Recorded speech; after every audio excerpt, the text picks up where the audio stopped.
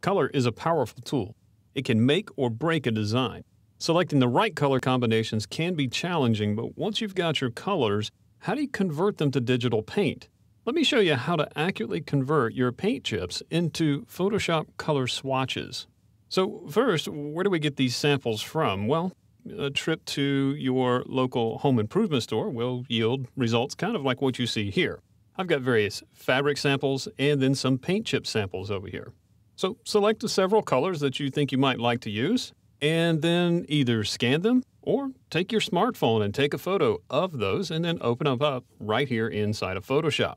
So normally I wouldn't have all of these things gathered together, but I wanted to show you a wide range of textures and colors that you can choose from.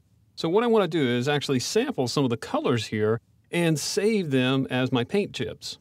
So the first thing I need to do is actually change the way Photoshop samples images. I'm going to go over here to my toolbox and make sure that I have my eyedropper tool selected. So I'm going to change the way this tool works. By default, it's going to use a sample size of 1 point, and that's mathematically accurate, but visually it's a little more inaccurate.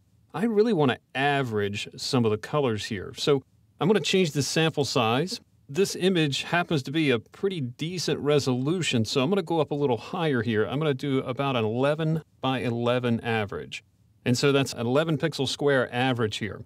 And then I will mouse over my color chip and click to make that a selection.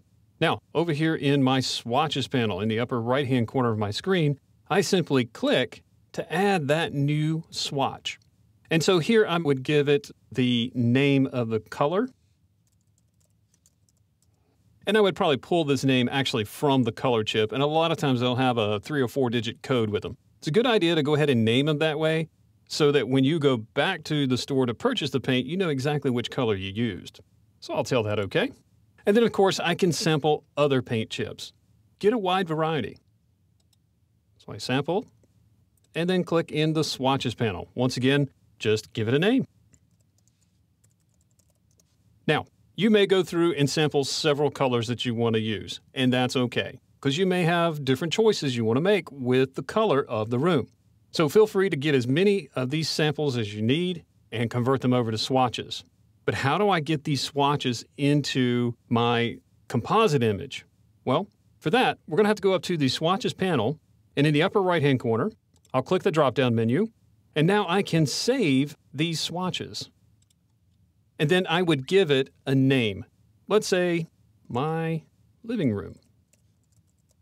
By default, it's going to put it in the appropriate location called color swatches, and I can just leave it there because I can always call it back up in my next image. So I'll leave it right there at its default location.